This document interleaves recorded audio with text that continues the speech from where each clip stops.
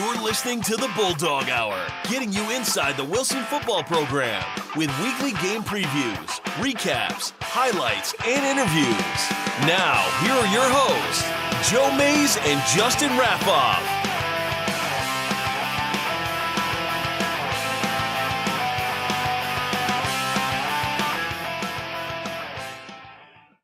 Well, good evening, everyone, and welcome to the first episode of the Bulldog Hour's fourth season.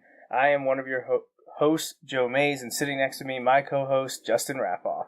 Yeah, it's good to be back. It's kind of crazy that, two things kind of hit me when you're giving the intro there. One, it's the fourth time through this for us. Like, that's kind of crazy. Like, in some ways, yeah, it feels like a lot, and I know...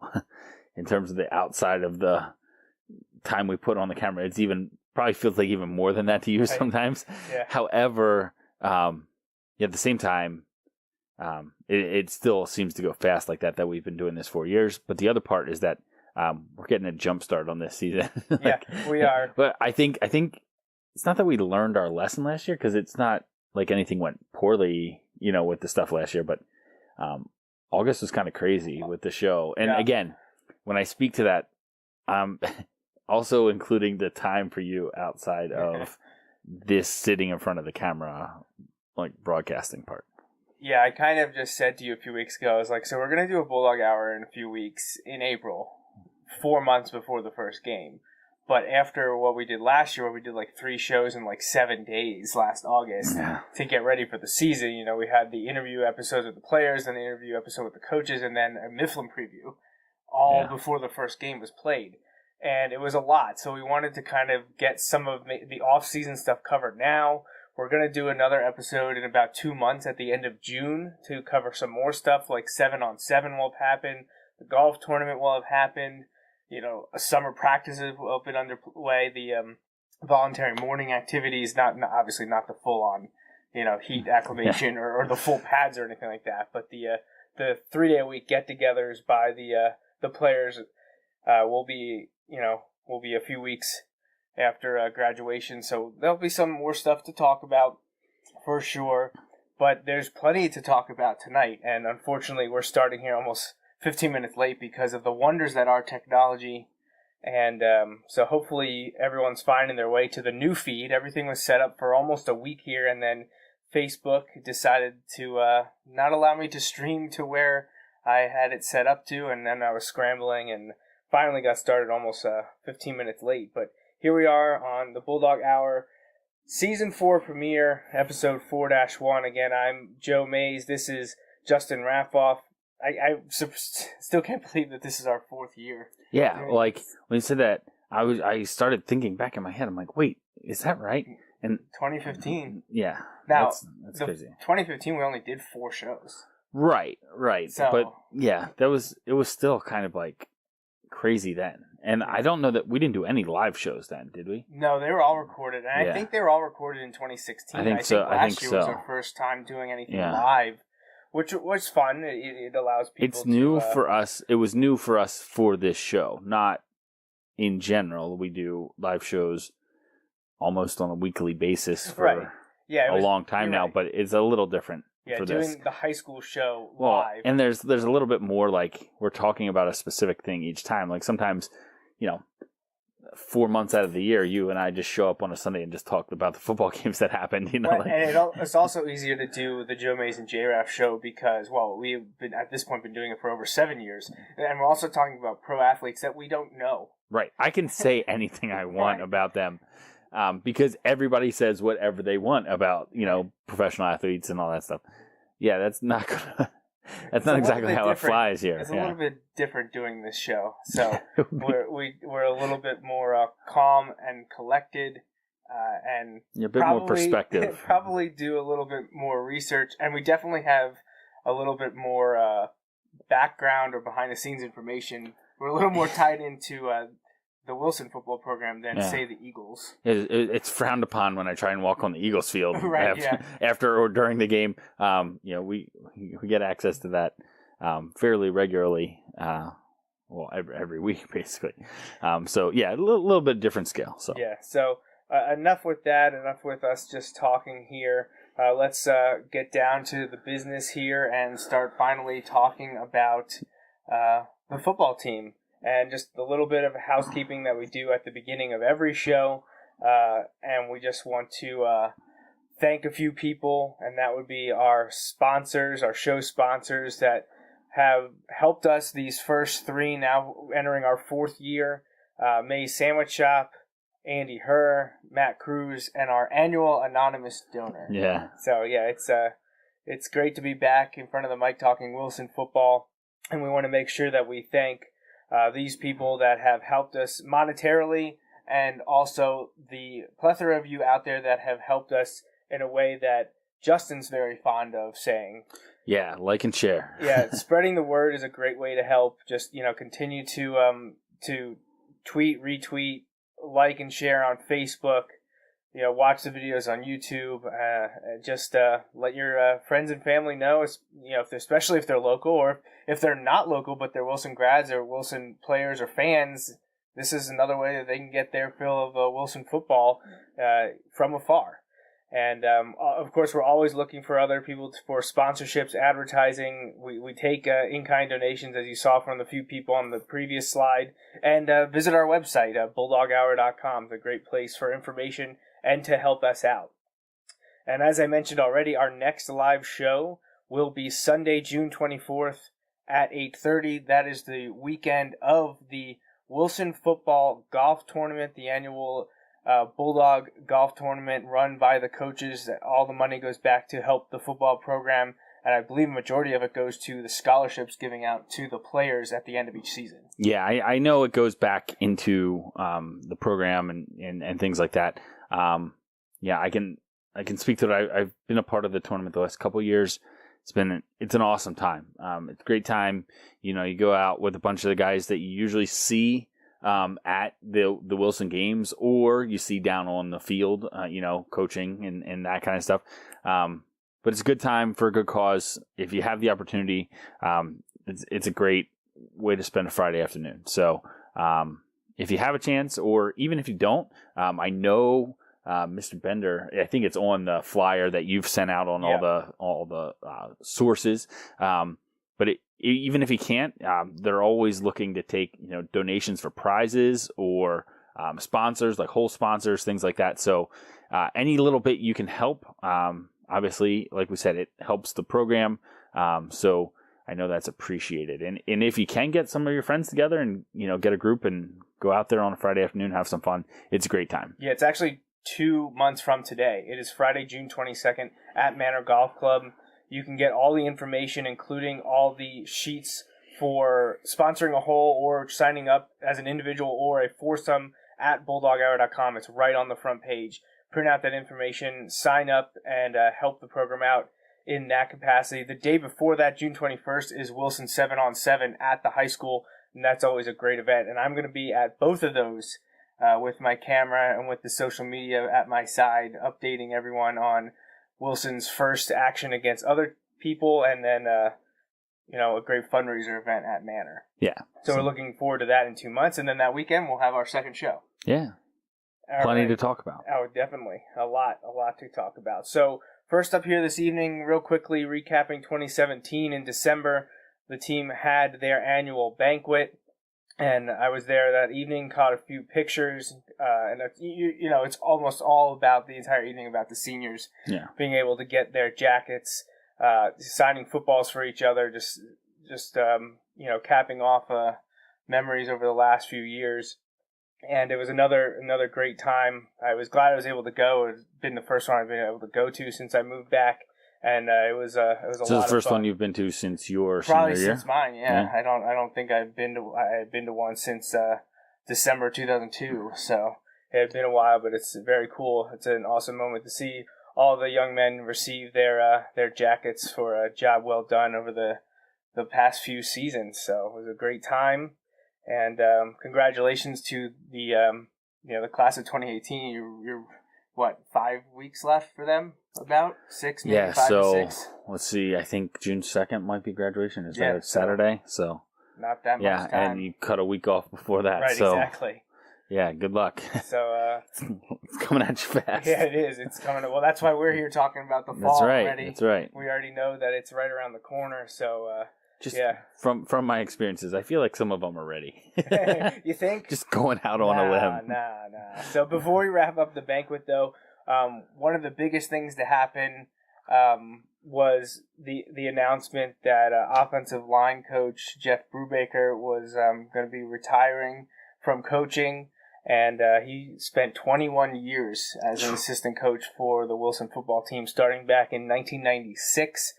He was working with Coach Stopeye, the legendary offensive line coach, for many, many decades at Wilson, and then Coach Brubaker took over and had been there for 2 decades, 1996 to 2017. Wow.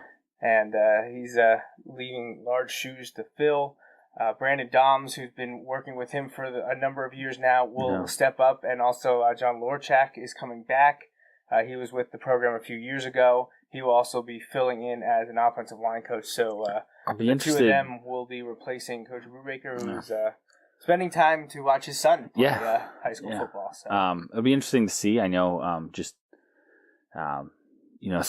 some of the coaching arrangements, in terms of like in the booth versus on the sidelines and things like that. I know Coach Brubaker was almost always on the sidelines. So it'll be interesting to see if that changes, with different people being down on the field to talk to the guys in, between series and things like that. So, could be interesting, but yes, like you said, Coach Brubaker, amazing job as a positional coach, for an area that is so important, yet oftentimes gets overlooked in lots of ways, but not, I feel like the O-line has been a big part of their success, and that's obviously understating it, but because if you don't have a good offensive line, you're going to struggle. But we talk about some of the things, you look at the guys that they consistently kind of put together, and those guys come together, and every year it seems like come late in the season they're getting the job done. Not that they aren't early, but they really, that's one of those areas where year after year we see such growth every year. Yeah. And that doesn't happen by accident. So trying to replicate that is going to be tough. Like you said, big shoes to fill. I'm confident that the coaching staff will get together plans and things like that that'll be successful. But yeah, it's not, you don't just, slip and fall your way into great development at offensive line every year like that. That doesn't happen. Yeah. They're going to, you lose 3 big guys along the offensive line, Wyatt Schonauer, Nick Drake, Chris Price. Big literal and figuratively, Wyatt. There's a nice base there with Nate Keller, who just, started 2 years ago as a true freshman for a few games, all last year. And we saw John Ventura, who was a sophomore, get time last year as well. So there's definitely they're losing a few guys, but they have some coming back, and also a bunch of other guys that saw time last year and are going to be ready to go. So you hope they can continue that development and keep it going. And best of luck to Coach Brubaker, and hope he can sit back and enjoy a little bit more. I would say stress-free, but I don't know if watching your son play is actually going to be any less stressful. It's just even I don't know. It's a different. It is very different kind of stress. Yeah. So, all right, and we're gonna do a little blast from the past here, because if you can believe it, I think blast is a great word for this one. Someone who played on the team in 2012, a Wilson High graduate of 2013. Well, he's about ready to make it to the NFL. If you can believe it, it feels like I was just tweeting these names out. But I can't believe it'll be. I feel like I was just watching him wreck quarterbacks every week. So this Thursday is the start of the NFL draft, and Wilson's junior Joseph, who played at UConn for the last 5 years, redshirted, started some game as a redshirt freshman, and then was a full-time 3-year starter for the Huskies. He's making his way to the draft, which is happening again. The first round is this Thursday night. Second and third is Friday night. Coming at you fast, right? Whoa, NFL draft's here. Yeah, right. Well, we know football's right around the corner. That's right. We're starting the trend. We're ahead of the NFL. We're ahead of the game right here. So, He played in 47 games for the Huskies, making 306 tackles, 165 of them solo, and he led the team in 2015 and this past season. And in his career, he accumulated 4 sacks, 5 passes defense, 3 fumble recoveries, 2 forced fumbles, and an interception. And since 2005, when either these stats started to be tracked or the AAC started tracking them, Junior Joseph, I think that was the formation of the AAC, I believe, yeah. He's 6th all-time in total tackles in the AAC history, so just, 12, 13 seasons. Yeah. And he's 6th, not too bad. And while he wasn't at the Combine, he did his pro day drill at UConn, and some measurables and his results. He came in at 6 feet, 229 pounds, running the 40 and 4.91. He put up 24 reps of 225 pounds, and he had a 9 foot 11 inch broad jump and a 35 inch vertical. So I've been looking around the web trying to see what other people, draft people were saying. From draftanalyst.com, his positives were, and I think this is pretty obvious from those numbers I just gave you a little bit ago, he was very productive. And he has a high revving linebacker, very physical, and gives effort in all areas, which is something I'm sure all the Wilson coaches are happy to see.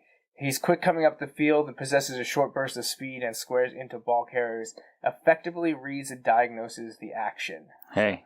Not too bad. Right. Not too bad in the positives. Just a few negatives have to say about speed and changing direction, which you hear a lot at this time of year.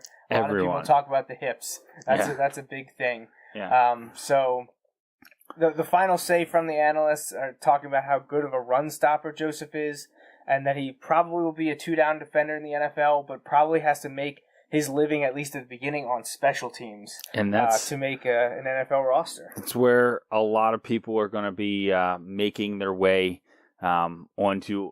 Let me rephrase that. It's not a bad place to be. We're looking and hopeful that Junior's going to get a shot somewhere, and because like you see those things, productive, high revving, lots of tackles, good tackler. Those are things that translate well to special teams. And, you get a shot on special teams, you turn some heads, you go hard in those mini camps and those types of things.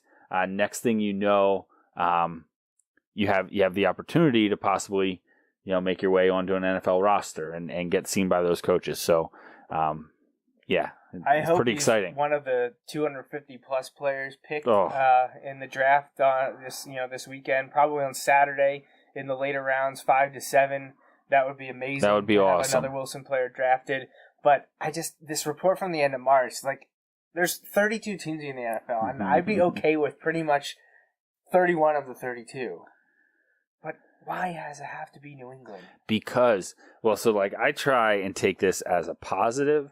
Because if the Patriots are interested in Junior Joseph, regardless of whether it's late rounds or, to sign him to an undrafted free agent, which, again, undrafted free agents, sometimes they talk about how that's sometimes a better spot than going maybe 6th or maybe not 6th, but 7th round. Because you can pick. So you can see, hey, these guys need some linebackers. These guys lost a bunch of guys and they need help on special teams. This is where I want to go or something like that. But if this is one of those, and I know it doesn't always play out. We talk about that on our other shows sometimes, but if Belichick's interested, I think you're in a good spot. It'll be interesting to see how that plays out. I'm excited, for the possibility of him getting there. But yeah, like you said, if it could not be the Patriots, that would be wonderful. That would be great.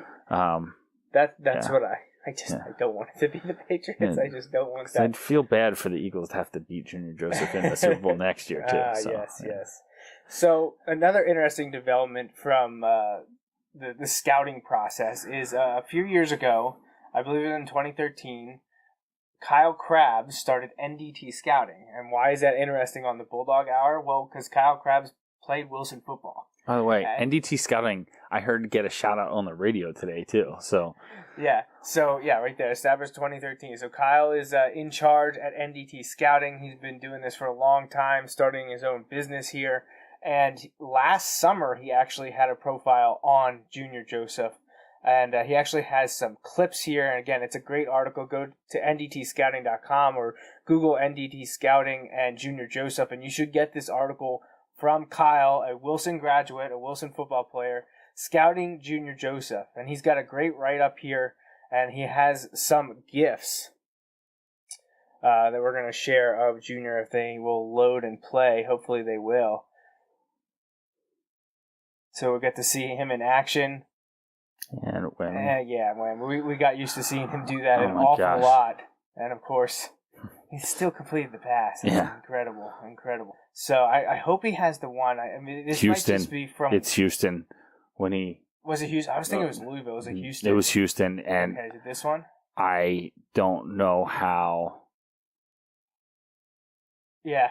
There it was. I wish it was higher quality. Oh, there, it's coming in. Oh, I think... No, that was actually later. So, like, earlier in that game, he hit him harder and knocked him out of the game. Second one? That was the second one. And that one, I think he got flagged for the extra bump. But, yeah, he was laying out the quarterback. Maybe it's this one? Yes. This one, I was actually watching this game because I think it was a night game on ESPN or something like that. So, just watch this hit. This is the type of hit you would see him do in high school, and you're just worried for the other kid. Here we go. Delay. They'll have a better angle, too, but I've seen this a bunch. Oh, it doesn't have the second angle. Oh, my gosh. That's unfortunate. Yeah. But, yeah, it's a pretty good one. It's a very good one. Yeah. So, yeah, it's a great article, though, by Kyle on Junior. So if you have a chance, definitely check that out at ndtscouting.com. So, anything else to say? It would be really cool for Junior to kind of get a shot.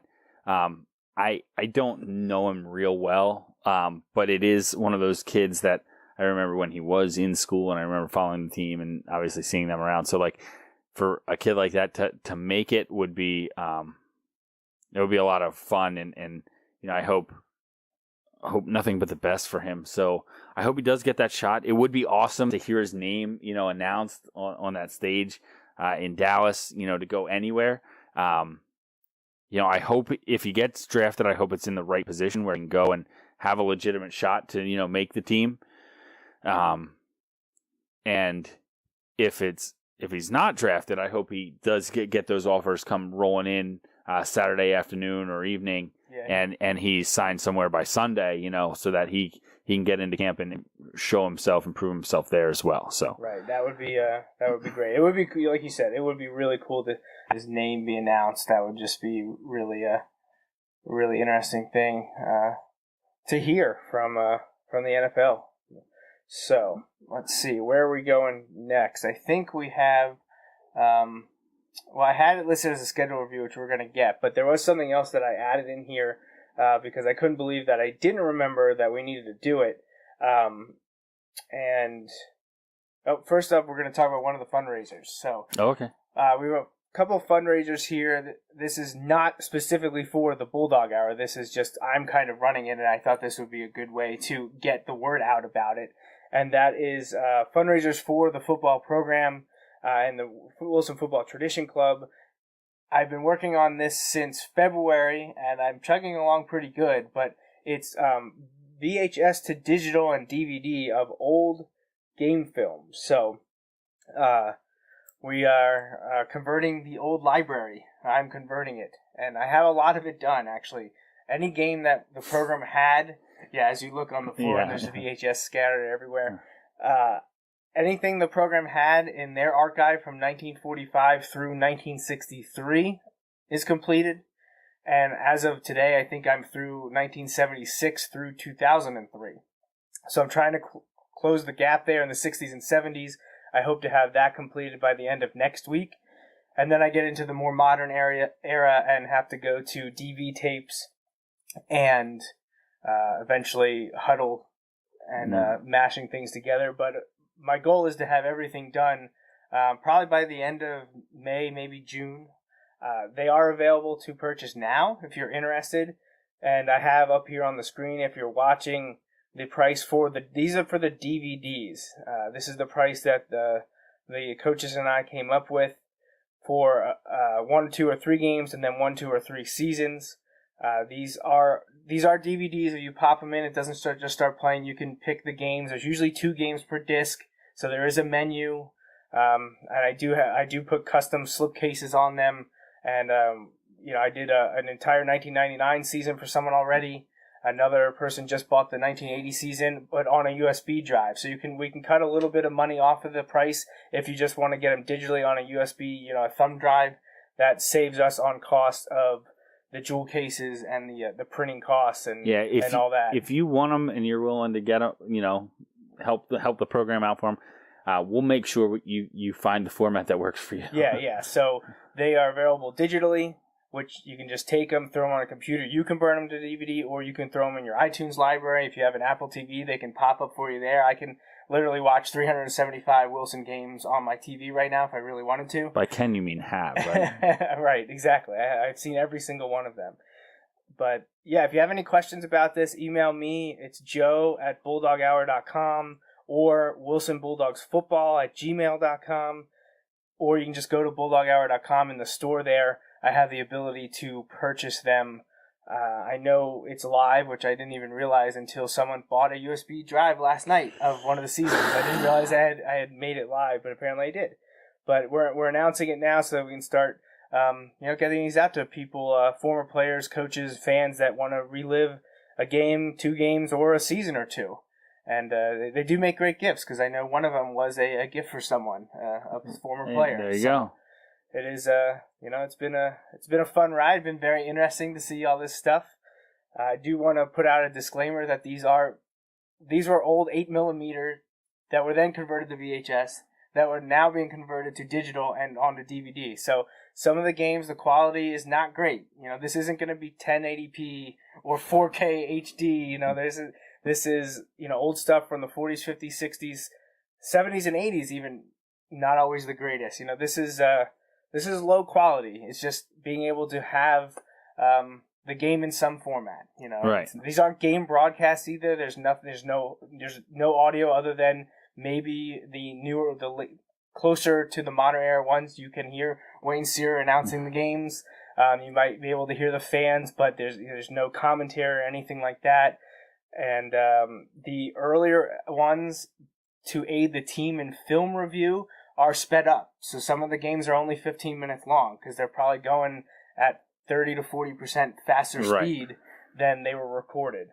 And if that's a big problem for you and you couldn't figure out how to slow them down, or you don't want to watch them at the quicker pace, you can talk to me and I can probably slow those down and make a special DVD for you. But yeah, again, if you have questions or you're concerned about that, let us know and we'll make sure we can work something out. Right. So, like I said, if there's a games or seasons you want and you don't want to buy until you talk to me, just send us an email. Any of the Bulldog Hour links or the Wilson Bulldogs football@gmail.com, all that will get you in contact with me, and we would love for it to be a great fundraiser for the football team. So, that's the first fundraiser. I do have another one later, which not too many people know about at all. And actually, before we move on, why don't I show you the 1945 game? Or part of it, so you can kind of see what I'm talking about here. It amazes me that this is something that exists. Yes. This is literally the first time a football team played a game. You didn't share this footage with me before. No, I posted it on the Facebook page. Oh my gosh. It would have been up to you to find it. So, yeah, there's actual footage of the team and coaches leaving what is now the admin building. Yeah. The actual, was the high school. Jumping on my favorite part, Spring Township School District bus. And look how there's just like nothing. And they're wearing orange and black uniforms because they are from a former semi-pro team, the Gablesville Owls. That is what they are wearing for their first season. And this is over at George Field, I believe. Yeah, I think so. Running high school JVs. And you can see this baseball field, George Field, and the train tracks in the background. Right, and the train by. Like, how Reading is this right now? Like, George Field, Reading Railroad there in the background. But you can see how quick the film is moving because it's been sped up. Like, this is not in real time. But it is amazingly there's the third base view. It's also amazing also in color. Yeah. Like, how crazy is that? Yeah. None of the other ones up until the late 80s are in color. This is like the only one in color. So it's really cool. I'll try to see, maybe let this go until we can get to the touchdown, because there was only one touchdown scored in the game, and that is from, cut out there for a little. That's from, I think, Herbert Welder to Lippincott, who still is on the sidelines for every Wilson football game. And so I saw that when you posted I posted cut out that. The clip. Yeah. I cut out the clip. Because you talked about it, wasn't it the first time? It was the first score in Wilson history, Right. and it's during the first win in Wilson. First touchdown, first game, first win is all right here on tape. That might be it right here. Yeah. Yeah, there it was. Yep. So we don't need to watch the rest, but I just thought it would be cool to see. True Wilson fashion, pitch a shutout. Yeah, that's right. Yeah, it's a good thing. That's very cool. I was very excited to see that the team had the first ever game on film, and now it's converted to digital and backed up in like 5 different places, so that's not going anywhere. And so that's fundraiser number 1. The old game films from the coaches, again, not like broadcast games. This is coach film that's being converted. And get more information on that at bulldoghour.com. So the big one that I almost forgot that we should probably mention is there a merger happening? This broke in January. Jeff Reinert, Lancaster Online, Lancaster newspaper, Lancaster Sports, found out that... Great high school football follow, by the way. Great, absolutely stupendous. He broke that the Berks Football League has been in talk with the Lancaster Lebanon League about figuring out if a merger would be the best way to go for both leagues. And it would involve the, I think, 13 Berks teams becoming associate members of the LL League. I do assume they probably would rename the league some form of Berks Lancaster Lebanon. I don't think they would just call it LL. You would, or at least, you know how like it's the Mid-Penn Conference. Yeah. Maybe make it a conference, because it's not for all sports. I don't believe they're looking. They're looking purely for football. It is football. So only. Maybe a football conference. Yeah. I don't know. Yeah. You're right. It would be so there would be some kind of name, but it would be 37 teams, likely spread out over 4, maybe 5 divisions or sections. You're probably looking at maybe 2, 3 9s, and a 10 or something like that.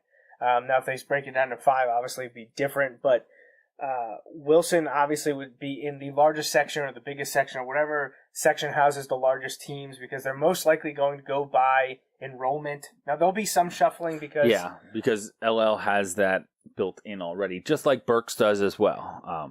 But it's a little tougher when you have 13. Yeah, so the one that we've been hearing the most, I'd be from Jeff and from Mike Drago at the Reading Eagle, a Berks Lancaster Lebanon League Section 1 or whatever they call the league and the section would probably have 10 teams, which means you'd have 9 league or conference games and 1 non-league game.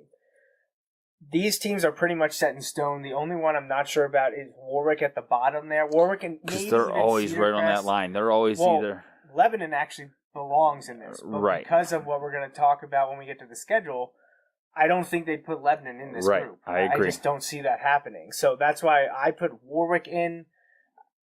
I could see Warwick and Cedar Crest possibly, those teams on the bubble. I just don't see them putting Lebanon in. I just can't. I don't see them putting Lebanon in. I see Cedar Crest being up. I think Warwick would be up too. So it would be interesting. 4 Berks located schools. Yeah, which LL is a schools. huge change, for some of these schools like Wilson.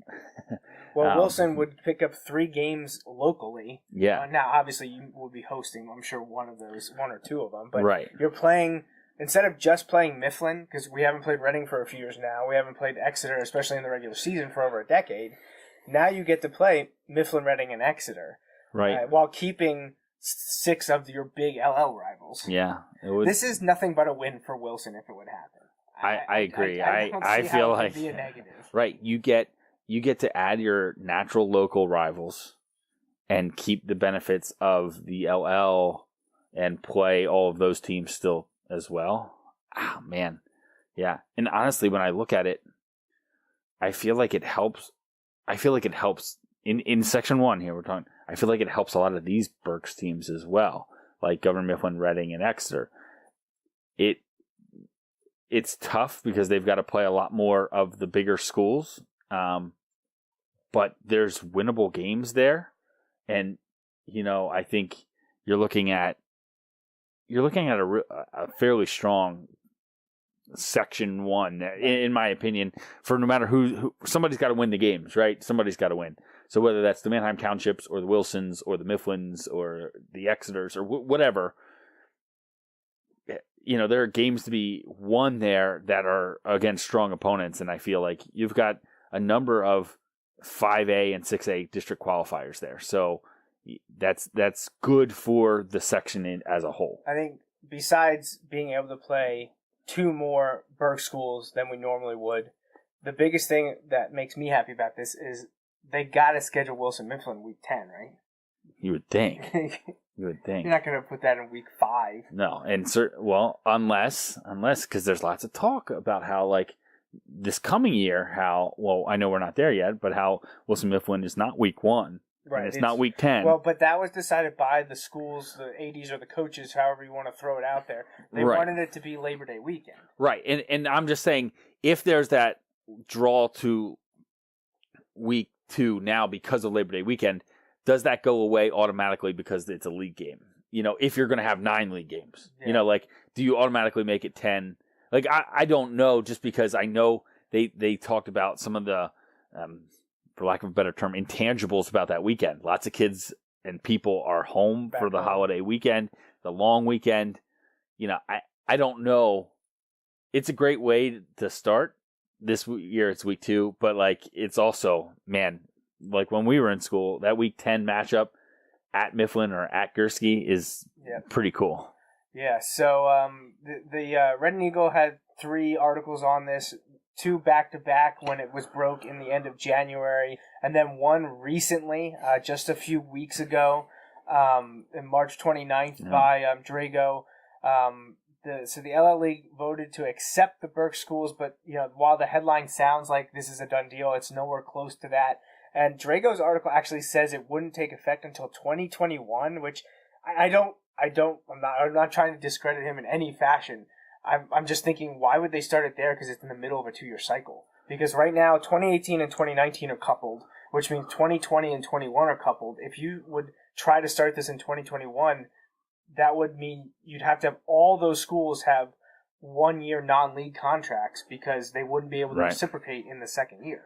Yeah, I don't know. So I thought for sure it would say 2020 because that's what makes the most sense. That was the earliest it could happen, and it worked into the 2-year cycle that the PIAA and all the leagues and conferences utilize. Yeah, I'm not exactly sure.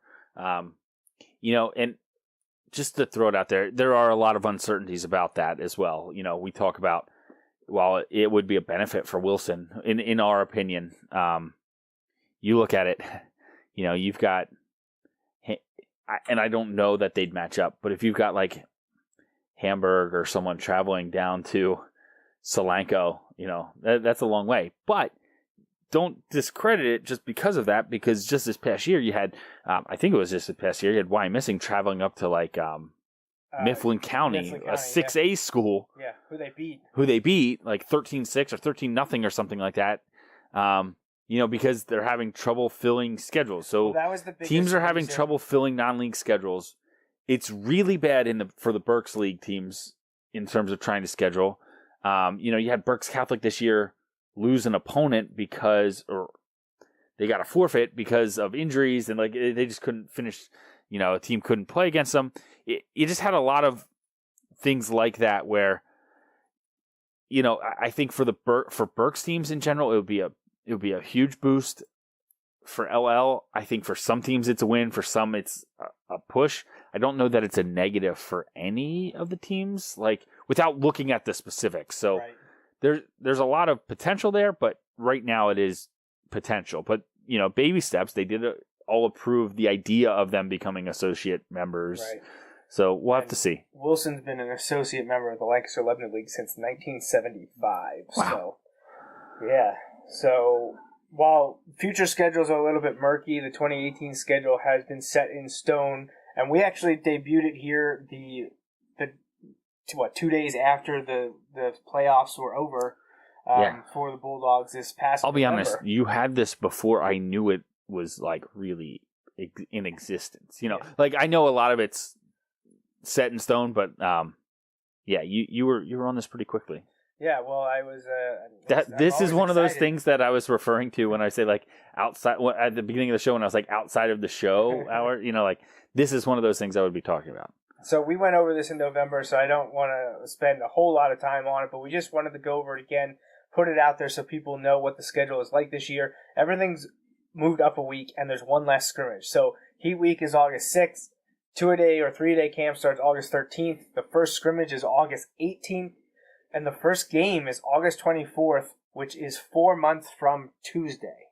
Wow. And that is against Central Dauphin at Landis Field. So we get to travel to Central Dauphin to kick off the season, come home Labor Day weekend to host Mifflin. Then we host Springford, if you remember 2 years ago, that epic double over. Do you remember that game? I do. Do you remember that game? I am very well aware of that game, yes. You're very well aware, but your eyes themselves do not remember that game. I've seen the key parts to that game. I think Coach Palm had sent you an email about that game. He did. Yeah. He did send me one about that game, yes. So, if you can't figure it out, Justin wasn't there for the Springford game 2 years ago. Yeah. Then September 14th... I did my part. They won. I did what I could. Matters at all. So, September 14th, Wilson goes to Manheim Central. First time playing them in... I think the last time we played them was 2010. Yeah, it's a long time ago. No. I don't know. Might have been 2012. Yeah, I think it was 2012. I know there were some weird ones there. We played them on did we play them on a Monday at one point? Major rain. Yeah, like crazy. Yeah. Like I think that might have been when we had one of the huge storms that caused the flooding. Well, it was like 7 years ago was the last time we played. Yeah. Them. But yeah, it was the storm that caused a lot of flooding down because it was at Manheim Central, just like this game will be. And this is part of the new LL mandate. Crossover where they're games. Dropping teams from Section 1 being Lebanon and Section 2 being Ephrata down to Section 3. So Section 3 has 10 teams, where the other two sections only have 6.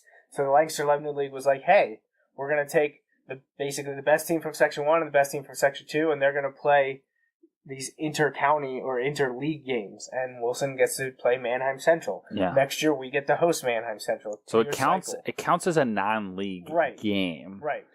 Because it's not. It's right. It's an intersectional game, but they set these. So these aren't the ones where you go out and you're looking to pair up with somebody, and we'll do a home and home, and it will be. Drew and Doug were told that we were playing Manheim Central. Yeah. That's kind of how that works. So in case you had any questions about our previous conversation when we were talking about what's it mean to be an associate member? It means you have no power. It means, hey, we're playing at Manheim Central on September 14th. Just wanted to let you know. So that's my take on it. That's not the actual definition, to be clear, but that's my take on it. There's a little bit more to it than that. But hey, to be fair, we're looking for good non-league games a lot of times. We're going to get a good non-league game when we go to Manheim Central. Yes. For sure. Then we get to start the section schedule on September 21st, hosting Penn Manor. Then we get to go to Manheim Township again, which will be the third time in less than a year that we get to go. Good, great, grand, wonderful. Yeah, great. I know there's conspiracies floating around about it. It's just the way it works sometimes. We did find a good place to eat, though, after the game. We did. Yeah. It was phenomenal. What made it better was that it was later in the year. It was cold, so we'll see how end of September. Yeah. I don't think the cider might not be a good thing at the time. The hot cider might not be helpful. Depending on weather in Pennsylvania, as you see, you can experience all 4 seasons within 4 days. So, end of September, it could be 90 degrees. It could be 30, though, and then maybe the hot cider would be a good idea. So, but yeah, going to Manheim Township. Then we get to host Hempfield. But again, this is host in quotations because the Hempfield game is being played as part of the 2018 Gridiron Classic. It's being held, it's hosted by Baseball Town, the Reading Fightins.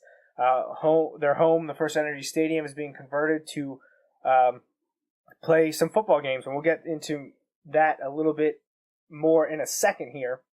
But then Wilson goes to Warwick, hosts Cedar Crest, finishes at McCaskey. Cedar Crest, who's been off the schedule the last few years. Right, because Conestoga Valley bumped up. Now Cedar Crest makes a return.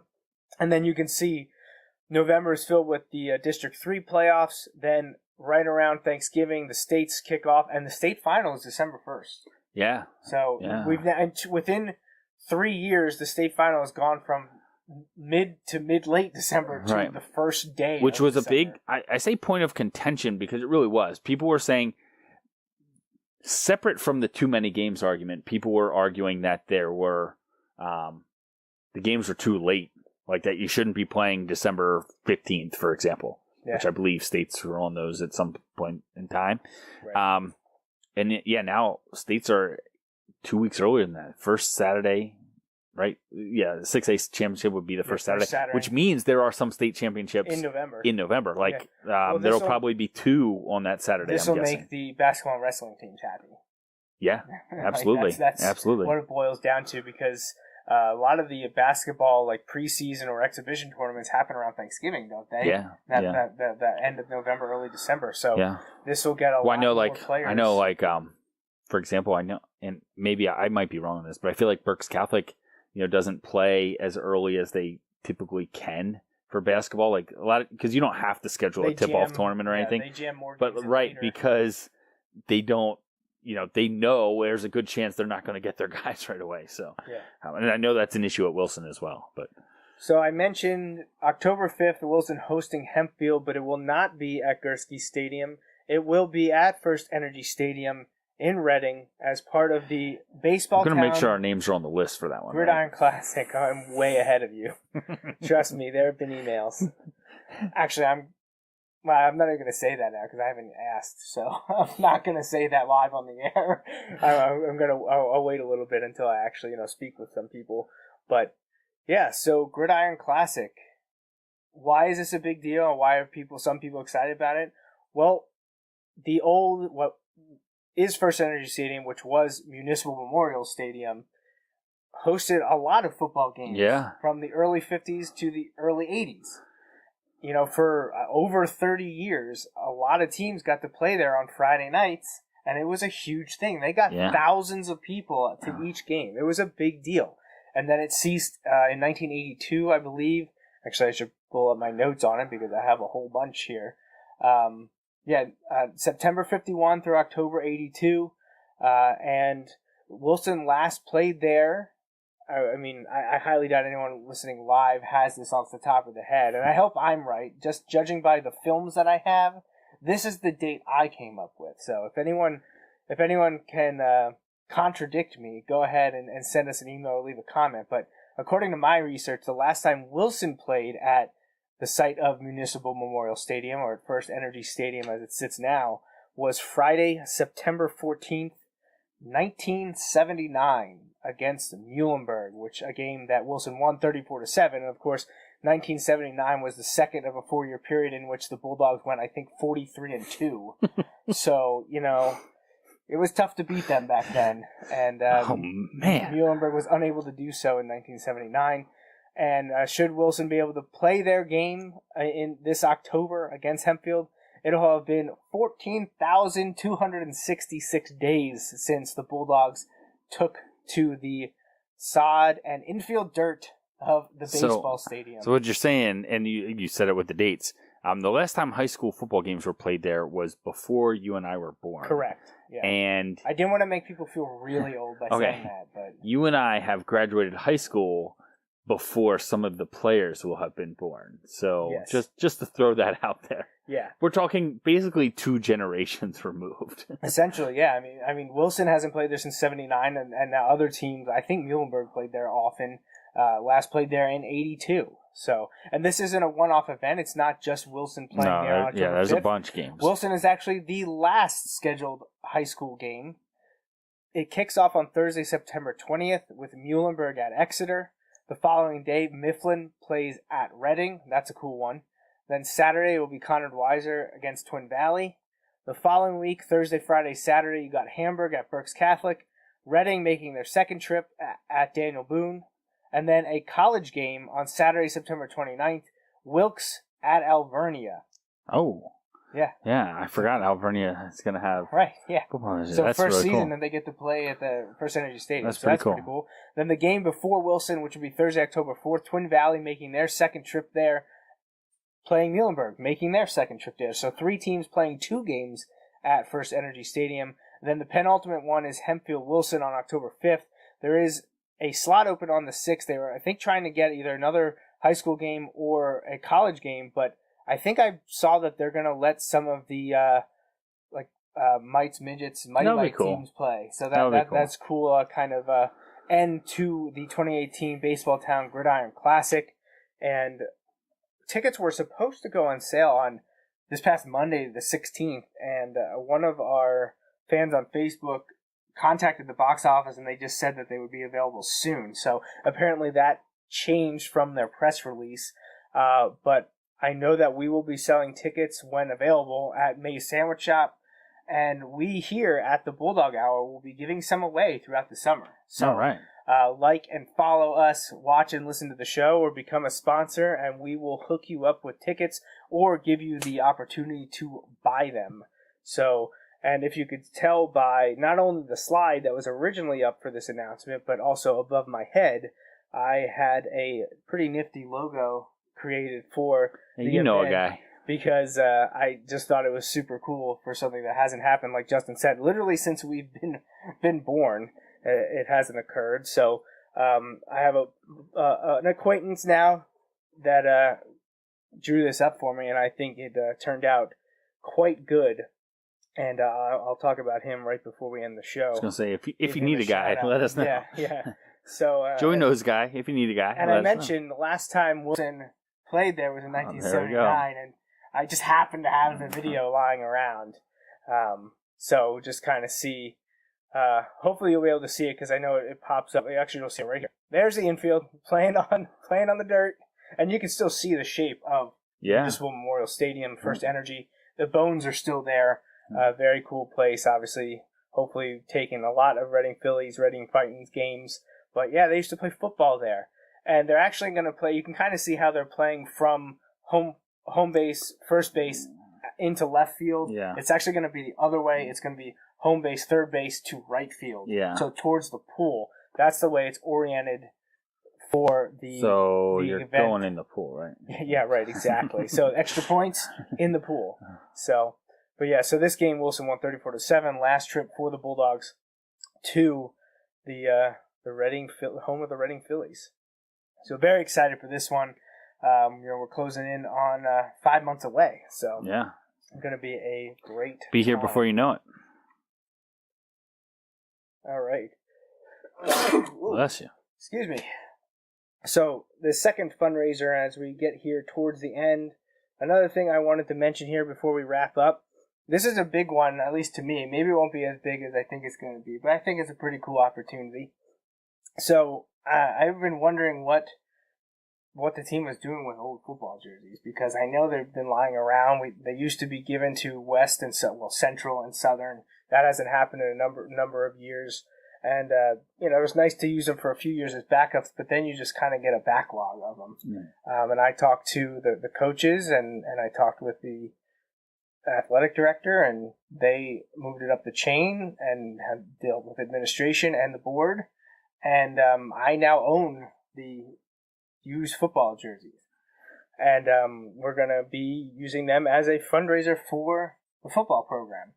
And I think it's a great opportunity for former players to be able to own, the uniforms that they wore, and or for fans in the community, businesses like to display them.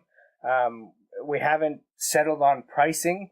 It's not going to be anything major. It's obviously not going to be the price tag of a new jersey. It's going to be very, very feasible for a number of people to own these. It's not something that we're taking lightly, because I think it's a cool opportunity. Now, it's not every single jersey like in the nearly 75-year history of Wilson. It dates back to... You're selling the black and orange ones, right? from... Yeah, the Gablesville Owl jerseys. Yeah, no, that would be pretty awesome. That would be pretty cool. There would be one hanging here for sure. That would be quite the historical memento. But no, I will have jerseys dating back to, I believe they came to be in the fall of 2001. Yes, and that would have been my junior year, where if you're watching You can see Chad Henne wearing those spiffy red jerseys. The Denver Bronco ones, of the man. Denver Broncos, yeah. So John Elway, number 7, right there. Those red jerseys are the first ones that should be available, and then it will go up to as far to current as they're willing to get rid of. You know, right. As I said, they keep like old ones as backups in case something tears. So they're not getting any new jerseys, home or away, red or white this year. So they might keep an iteration before the current ones. But the ones that like Rodney Gillen, Seth Klein, Jake Templin, Austin Rosa, Matt Rothrock, all those guys, the ones that they wore, I think will be available. And I'll know more information in the coming days. And I want to get this off the ground. I'm going to take some pictures, get the pricing settled, and start selling them and start writing checks to the program. So hopefully it's a great fundraiser and a great opportunity. And if you have any questions, again, joe@bulldoghour.com or wilsonbulldogsfootball@gmail.com, or you can send me direct messages or private messages on Facebook and Twitter. And if you're a former player and you want in on this, call dibs now. Send me a message and let me know you want it. Because like I said, these are not, I don't want to commit to a price because I don't know what it's going to be. But this isn't like going to be like $100. It's not even going to be $50. Like we're talking like the ability to buy these for most people shouldn't be that hard. Right. It's something that we want to make the money, but we also want people to have these. Right. So I think it'll be successful. Yeah, I think there's a lot of potential there. So pretty cool. It's definitely different. So that's always good for a fundraising idea, right? Yeah. And like we said, not only do you get something cool, like something tangible that's cool in this case, well, I guess you do with the DVDs too, but not only are you getting something cool, but you're also helping the program. So that's always both an added fundraisers. plus. You get memories, you get nostalgia, you get sentimentality, which maybe I like this so much because that is me. Like I want copies of the games. I want the jerseys that I wore. I want all those things for historical purposes and personal purposes. So I think getting the game tapes out there and getting these jerseys out there are a great way to kick off 2018, and both of those. I think it's pretty cool that some of the pictures you have up right now are against Mannheim Central, who is back on the schedule this year. I didn't even realize I think that. 1, 2, 3, 4 of those them, pictures. Yeah. Well, I was trying to get a few of the red ones, a few of the white ones, just to get an idea of what's out there.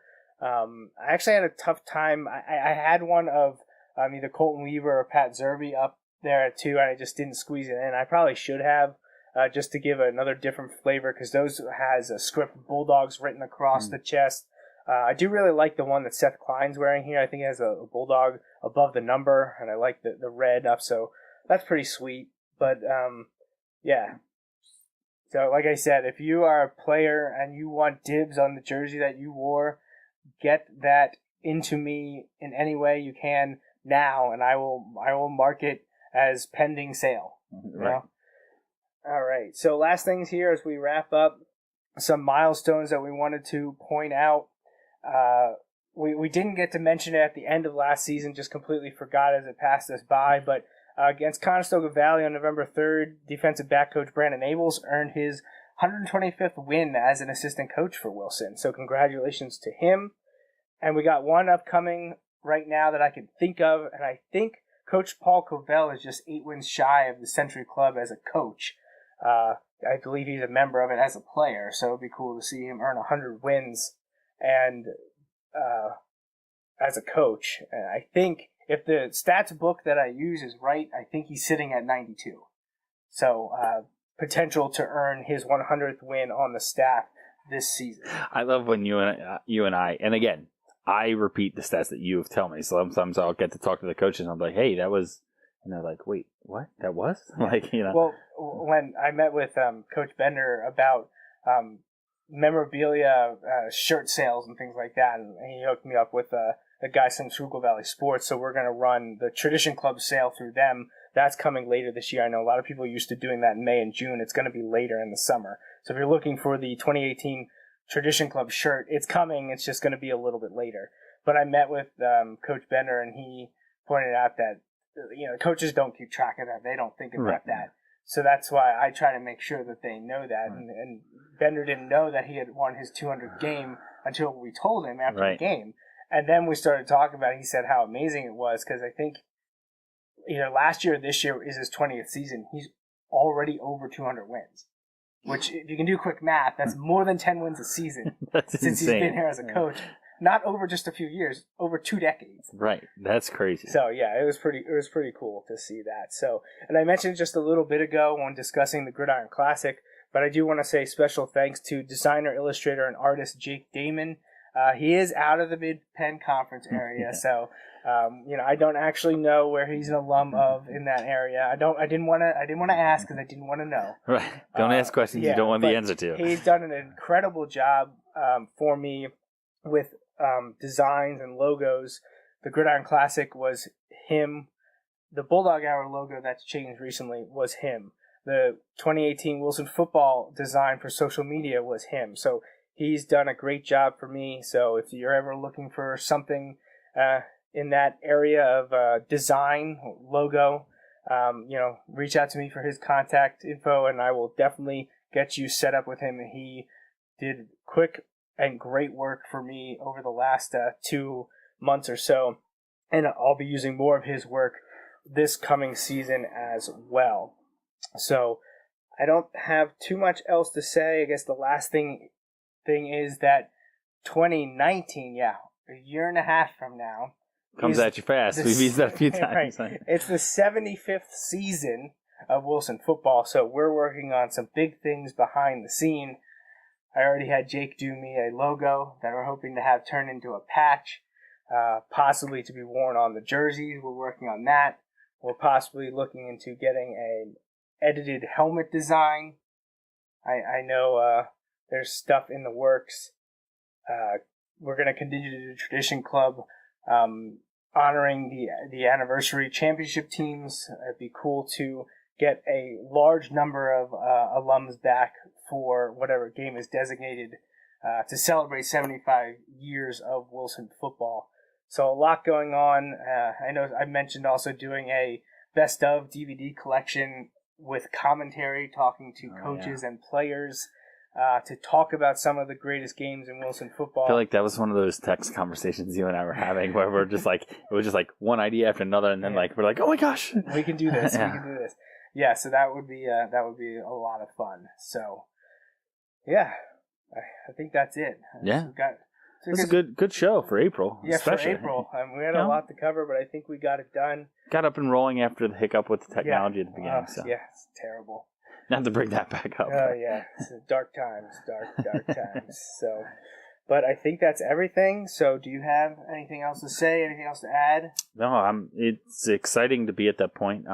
Good luck to Junior this week. Yeah, good luck, Junior. Hopefully, I hope it all works out so that you end up in the best situation, whatever that may mean. I hope you end up in the best situation. Yeah. Because we know you get in somewhere and that high rev engine that they talked about in that scouting report will show through. So, best of luck, and hopefully you'll be out there hitting some guys soon. Absolutely. So. We will be back in about 2 months to do our summer update, maybe recap spring practice, talk about the golf tournament, talk about 7-on-7, talk about anything else we hear, maybe update on fundraisers, see how those are going with the tapes and the jerseys. And at that point, we'll probably know more information on the Tradition Club merchandise sale, which is going to be bigger and better this year. So looking forward to that. But I think that's everything. So we hope you enjoyed this episode of the Bulldog Hour. For Justin Raffoff and the Wilson football program, I'm Joe Mays. And remember, go Bulldogs. Thanks for listening to this week's episode of the Bulldog Hour. Want more Wilson football? Follow the show on Facebook, Twitter, and Instagram. Subscribe to the podcast on iTunes and SoundCloud. Or visit www.bulldoghour.com. The Bulldog Hour is a featured program on jmnjrradio.com.